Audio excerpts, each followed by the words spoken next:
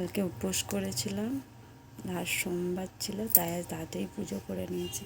দেখো কত ফুল ফুল দিয়ে আজকে সাজিয়েছি ভালো করে।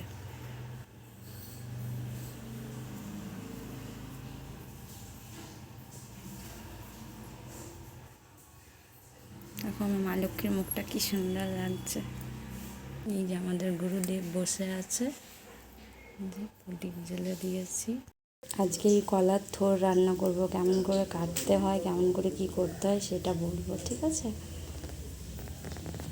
এই যে হলুদ জল করে রেখেছি, আর এই যে কাটবো এটাকে মধ্যেখানে কাটলাম, তারপরে এই যে সুতোর মতন বার হলো, এটা থেকে ঘুরিয়ে ঘুরিয়ে করতে হবে। আর একটা দেখাচ্ছি কেমন করে করছি। হলুদ জল ভিজিয়ে রেখেছি, তারপরে এটাকে কাটবো, এটাকে কাটবো।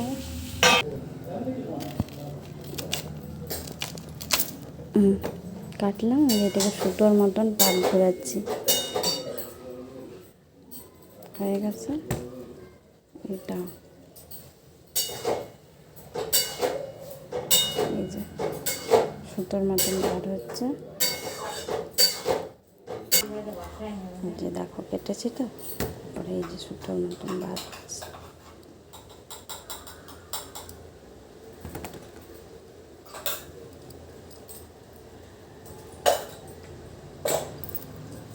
সবগুলো কাটা হয়ে গেছে, সুতোও বার করে নিয়েছি। এরপরে এটাকে এই সাইডগুলো সব কেটে নিয়ে ছোট ছোট করে কাটবো। দেখো চখাবার হয়েছে, দেখো কত অনেক নষ্ট যায়, এত নষ্ট গেছে। আর এই যে কেটেছে, এটাকে গরম জলে একটু সেদ্ধ করবো। কত ছোট ছোট করে কেটেছি দেখো। গরম হয়ে গেছে, একটু লং, দারচিনি, এলাচ, তেজপাতা আর একটু গোটা জিরে দিয়েছি। এরপরে কুচনো পেঁয়াজ দিয়ে দেবো এটাতে।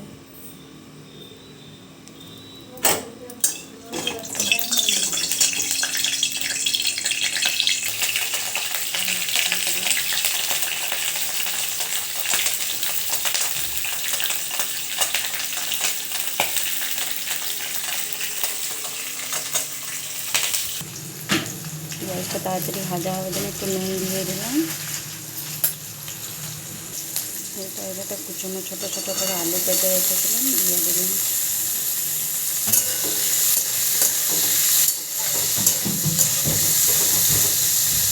লাল ভাজা, যখন দেখবো যে সোনালি রং চলে এসেছে তখন হয়ে যাবে ভাজা।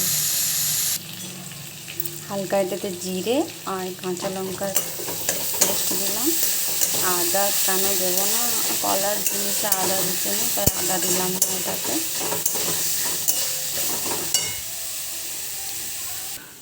বেশ ভালো করে ধুয়েছি, দেখো গরম করে ভালো করে ধোয়া হয়ে গেছে। থোড়টা দিয়ে দিয়েছি, এবার নারকেলটাকে পেস্ট করে রেখেছি, নারকেলটাকে দিয়ে দিচ্ছি।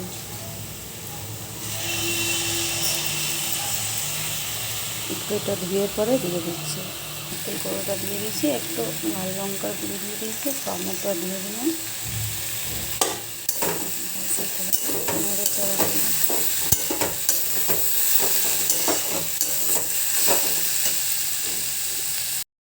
দেখো কেমন হয়েছে রান্নাটা, হয়ে গেছে আমার থোড়ের রান্না।